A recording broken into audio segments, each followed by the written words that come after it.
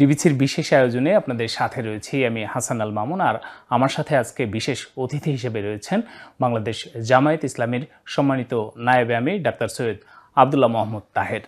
স্বাগত আপনাকে ডিবিসির বিশেষ আয়োজনে। জামাত শুরু থেকেই নির্যাতিত এবং নিপীড়িত।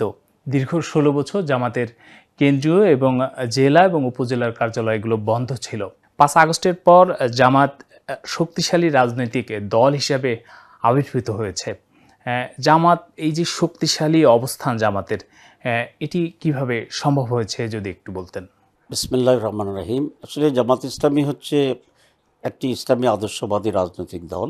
এর পাশাপাশি আমাদের রাজনৈতিক অঙ্গনেও আমাদের নিজস্ব কর্মসূচি আছে, যেটা ইসলাম অ্যাপ্রুভ করে, সেটাকে মেনটেন করে। পৃথিবীর মানুষ দুই ভাগে বিভক্ত, একটা সত্যপন্থী, একটা মিথ্যাপন্থী। সুতরাং সত্যপন্থীদেরকে মিথ্যাপন্থীরা বিরোধিতা করবে এবং তার বিরুদ্ধে ইভেন তারা শুধু বিরোধিতা নয়, তারা নির্যাতন চালাবে, হত্যা করবে এবং তাদের অত্যাচারে নির্বাসন হবে, দেশ ছাড়তে হবে, এলাকা ছাড়তে হবে। এগুলো একটি পুরানো ইতিহাস, এটা আমরা জানি। সুতরাং এখনও জামাত ইসলামী যেহেতু সেরকম একটি আদর্শবাদ ইসলামী দল, তার ব্যাপারেও বিপরীতের আচরণটা ঠিক একই রকম হবে, এটা আমরা কখনো অস্বাভাবিক মনে করি না। তো সে কারণেই যে জুলুম হয়েছে, যে অত্যাচার হয়েছে, নির্যাতন হয়েছে, জেল জুলুম দিয়েছে, খুন হয়েছে, শহীদ হয়েছে, সবগুলো আমাদের যেহেতু আগে থেকেই জানা ছিল এটা হইতে পারে, সেজন্য কোনোটাই আমাদেরকে ঘাবড়িয়ে দেয় নাই বা আমাদের কাছে নতুন কোনো কিছু হঠাৎ এসে গেছে এরকম নার্ভাসনেস আমাদের তৈরি হয়নি, এবং এটাকে জেনেই আমরা এই আন্দোলন শরিক হয়েছি। সুতরাং অত্যাচার হয়েছে, কিন্তু আমরা সারভাইভ করেছি এবং নানা ধরনের বন্ধকতার প্রতিকূলতা তৈরি করেছে, কিন্তু আমরা সে কৌশলী হয়ে আমাদের যে কাজ, সে কাজকে আমরা অব্যাহত রাখার চেষ্টা করেছি। সেই কারণেই নির্যাতন সব কিছুর পরেও আমাদের অস্তিত্বকে বিলীন করতে পারে নাই এবং জনগণের মাঝেও আমাদের প্রতি এক ধরনের আগ্রহ তৈরি হয়েছে। তো সবটা মিলেই যখন আমরা কিছুটা উন্মুক্ত হওয়ার সুযোগ পেলাম, কাজ করার সুযোগ পেলাম, সে মুহূর্তে হাজার হাজার মানুষ আমাদের সাথে যোগ দিল, যে এখনও অব্যাহত আছে। সেটা সব মিলেই আমাদের ত্যাগ কোরবানি, আমাদের দৃঢ়তা, আমাদের সাংগঠনিক ডিসিপ্লিন, আমাদের দিনই চারিত্রিক প্রশিক্ষণ, মানুষের সমাজসেবা, মানুষের পাশে দাঁড়ানো, সবটা মিলেই আমাদের প্রতি দেশের মানুষের এক ধরনের আগ্রহ এবং সমর্থন বেড়েছে এবং সেটার ফলশ্রুতিতেই আজকে আমাদের এই অবস্থান। সময় সময়ে আমাদের নেতৃবৃন্দ কিছু রাষ্ট্রীয় কাজেও আমরা জড়িত ছিলাম, যেমন আমি এমপি ছিলাম, আমাদের 2জন সিনিয়র নেতা মন্ত্রী ছিল। তো যারা মন্ত্রী ছিল দেখছে যে সকলের দুর্নীতি আছে, 2 মন্ত্রীর দুর্নীতি নেই। সকলের দেখছে যে অন্যান্য এমপিরা ঘুষ খায় বা পার্সেন্টেজ খায়, শেয়ার নেয়, কিন্তু আবদুল্লাহ তাহিরটা তো নেয়নি। তো সব মিলে আবার প্র্যাকটিক্যালিও তারা দেখছে যে না, দে আর ভেরি ডিফারেন্ট, তারা একটু ডিফারেন্ট। জামায়াত ইসলামী ক্ষমতায় আসলে শরিয়া ভিত্তিক রাষ্ট্র কায়েম করবে কিনা, সমাজের মধ্যে একটি প্রশ্ন দোদুল্যমান আছে যে জামাত ক্ষমতায় আসলে নারীর অধিকার খর্ব হতে পারে। জামাত এই পর্যায়ে কোরআনিক প্রিন্সিপালের আলোকে একটি ওয়েলফেয়ার স্টেট তৈরি করবে, কল্যাণ রাষ্ট্র তৈরি করবে। এখানে প্রত্যেকটি মানুষ, নারী পুরুষ, হিন্দু মুসলিম বা অমুসলিম যেসব জন, প্রত্যেকে তার অধিকার খুঁজে পাবে। কোনো নারীকে চাকরিচ্যুত করা হবে না, কোনো নারীকে চাকরি দেওয়া থেকে বঞ্চিত করা হবে না if she is proved fit. 2 নম্বর হচ্ছে কোনো নারী বা পুরুষের উপরে কোনো ড্রেসকে চাপিয়ে দেওয়া হবে না। যেটা বলে আমরা আসলে নারীকে বোরকা পরতে বাধ্য করবো, এটা একেবারে একটা মিথ্যা প্রোপাগান্ডা। কোনো নারী সে ইচ্ছে করলে বোরকা পরবে, ইচ্ছে করলে পরবে না, ইচ্ছে করলে সে মুখ ঢাকবে, ইচ্ছে করলে সে মুখ ঢাকবে না। তবে আমরা সব জায়গায় যেটা স্ট্যান্ডার্ড শালীন, সেটা করার জন্য আমরা মোটিভেট করব। কেউ চাইলে অ্যাকসেপ্ট করবে, কেউ চাইলে অ্যাকসেপ্ট করবে না, এটা হচ্ছে তার স্বাধীনতা। মেয়েরা যদি চাকরি করতে না পারে তো সবচেয়ে বেশি ক্ষতিগ্রস্ত হবো আমি, কারণ আমার ঘরে 60 জন মেয়ে চাকরি করে। আমার wife is a professor of radiology, সে চাকরি করে head of the department university medical college. আমার মেয়ে হচ্ছে পোস্ট গ্রাজুয়েট ডাক্তার, রিপ্রোডাক্টিভ সার্জারিতে, তো সে চাকরি করে বা ইনকাম করে। আমার 3rd মেয়ে হচ্ছে ব্রাকের টিচার, সে চাকরি করে। আমার ফোর্থ মেয়ে হচ্ছে আমেরিকায় আর্কিটেকচারে পোস্ট গ্রাজুয়েশন করতেছে, আবার সেখানে চাকরি করে। তো যদি ইসলামী দল আমরা ক্ষমতা গেলে মেয়েদের চাকরি না হইতো, করতে বেরোতে আমরা না, তাহলে সবচেয়ে ক্ষতিগ্রস্ত আমি হবো, আমার 4টা চাকরি চলে যাবে। These are the propaganda. জামাত ইতিমধ্যেই 300 আসনে তাদের প্রার্থী চূড়ান্ত করেছে। আপনারা কি ভাবছেন যে কতটি আসন জামাত পেতে পারে বলে মনে করেন? প্রথম কথা হচ্ছে 300 আসনের নির্বাচনের বিষয়টি এবারই আমরা প্রথম সিদ্ধান্ত নিয়েছি। তবে এখানে একটি ব্যাখ্যার প্রয়োজন। সেটা হচ্ছে জামাত ইসলামী তার নিজস্ব নামে 300 আসনে নির্বাচন করবে, বিষয়টি এমন না। আমরা একটা গ্রেটার আন্ডারস্ট্যান্ডিং তৈরি করার চেষ্টা করছি। এখানে ইসলামী দলগুলো আছে, সেন্ট্রিক যে দল সেগুলো আছে, সেকুলার ডেমোক্রেটিক দল সেগুলো আছে। সুতরাং সবটা মিলিয়ে আমরা বৃহত্তর এক পরিসরে একটা সমঝোতার নির্বাচন করার জন্য চেষ্টা করছি।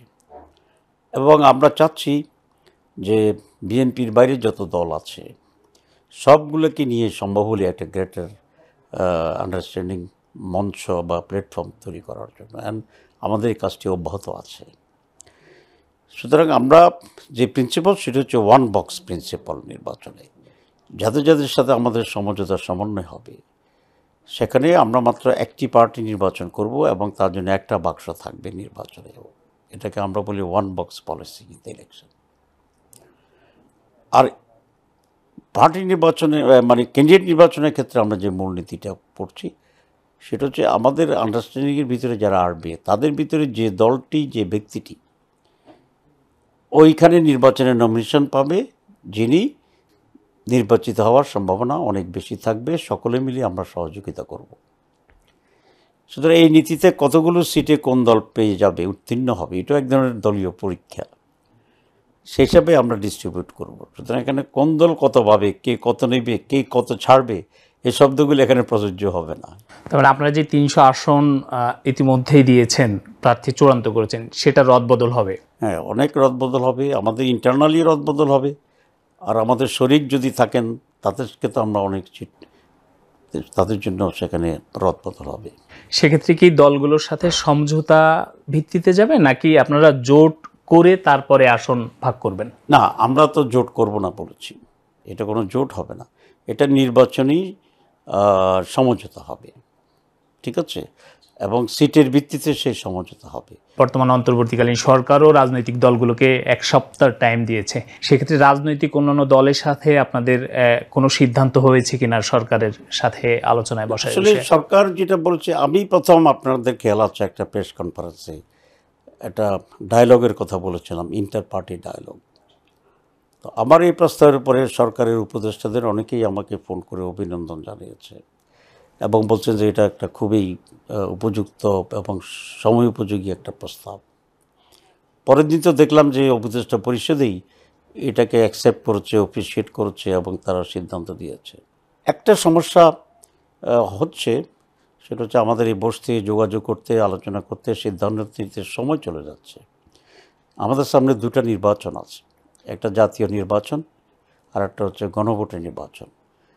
ফেব্রুয়ারির মাঝামাঝি যে নির্বাচন, যেটার জন্য আমরা সকলেই একমত আছি। তো সুতরাং এই দুটা নির্বাচনের জন্য যে টাইমটা, এটা কিন্তু আস্তে আস্তে সংকুচিত হচ্ছে, অনেকটা সময় ক্ষেপণ হচ্ছে। এখানে এক ধরনের টেকনিক্যাল সমস্যা তৈরি হচ্ছে। সেজন্য আমি এটা বলেছিলাম যে সময়টা আছে আমরা সময় নষ্ট না করে দুটো নির্বাচন কীভাবে আমরা আলাদা করতে পারি সেটা বসেও আমরা একটা সিদ্ধান্ত নিতে পারি। আগে গণভোটে আমরা কেন বলছি, কারণ গণভোটে এমন কিছু সিদ্ধান্ত আছে যেগুলো পাশ হলে এক ধরনের পরিস্থিতি তৈরি হবে, জনগণ গ্রহণ না করলে আর একটা ভিন্ন পরিস্থিতি তৈরি হবে। সুতরাং জাতীয় নির্বাচন আগে মানুষকে তো এটা স্পষ্ট করে সিদ্ধান্ত নিতে হবে যে আমরা রিফর্মসের কোন কোন দিকটা জনগণ গ্রহণ করলো, কোনটা গ্রহণ করলো না। যেটা গ্রহণ করলো তার ভিত্তিতে জাতীয় নির্বাচন হবে। যেমন আপনার পিআর আপার হাউসের ব্যাপারে তো আমরা সকলে একমত হয়েছি। আমরা লোয়ার হাউসও চাই, কিন্তু লোয়ার হাউসে আবার সকলে একমত হয়নি। তো যেটাতে একমত হয়েছে আমরা বলছি আপাতত এটা বাস্তবায়ন হয়ে যাক, ৭১ ইস্যু নিয়ে এর আগে আওয়ামী লীগ আপনাদেরকে ঘায়েল করার চেষ্টা করেছে, যাদের সাথে দীর্ঘ সময় জোটে থেকে বা একসাথে থেকে স্বৈরাচার পতনের আন্দোলনে অংশগ্রহণ করেছেন, আজকে তারাই আপনাদেরকে এই একই ইস্যু নিয়ে এসে এক পেশো করার চেষ্টা করছে। এই বিষয়টিকে আসলে কিভাবে দেখছেন? যাদের কোনো নিজস্ব পুঁজি নেই মানুষকে বলার জন্য, অ্যাট্রাক্ট করার জন্য, তারা এটাকে ভোতাস্ত্র হিসেবে ব্যবহার করার চেষ্টা করছে। এটা নিয়ে আমরা খুব কনসার্ন না। কিন্তু দুর্ভাগ্য হচ্ছে এখানে যারা আমাদের সাথে 20-30 বছর একসাথে ছিল, আমরা একসাথে পার্লামেন্ট ইলেকশন করেছি, গভর্নমেন্ট করেছি, মন্ত্রীর শেয়ার করেছি, তারাই এখন মনে হয় আওয়ামী লীগের ভাষণ দিতেছে। কেউ যদি দূর থেকে শুনে ব্যানার না দেখে তো তারা কনফিউজড হয়ে যাবে, এটা কি আওয়ামী লীগ বক্তৃতা দিচ্ছে না বিএনপি বক্তৃতা। আমি মনে করি যে জামাতকে তারা কিছুটা ভয় পাচ্ছে, এই জন্য জামাতকে কীভাবে কন্ডেম করা যায় সেরকম একটা রাস্তা তারা করছে। কিন্তু তারা এটা ভুলে গেছে যে এটা দিয়ে কন্ডেম করার আর সম্ভব হবে না। যে জামাত যদি ক্ষমতায় আসে কোন কাজগুলো জামাত আগে করবে, এক্ষেত্রে মানে 5টি প্রধান কাজ কি হতে পারে জামাতের? 1 নম্বর কাজ হচ্ছে করাপশন থাকবে না। 2 নম্বর হচ্ছে কোনো চাঁদাবাজি, দখলবাজি চলবে না। যারা যারা আজকে দখল করে রাখছেন, যাদের উন্নত জমি, জামাত ক্ষমতায় আসলে within a very short time আমরা সরকারিভাবে সব প্রতিষ্ঠানকে উদ্ধার করে দেব এবং যে মালিক তার কাছে নিয়ে যাব।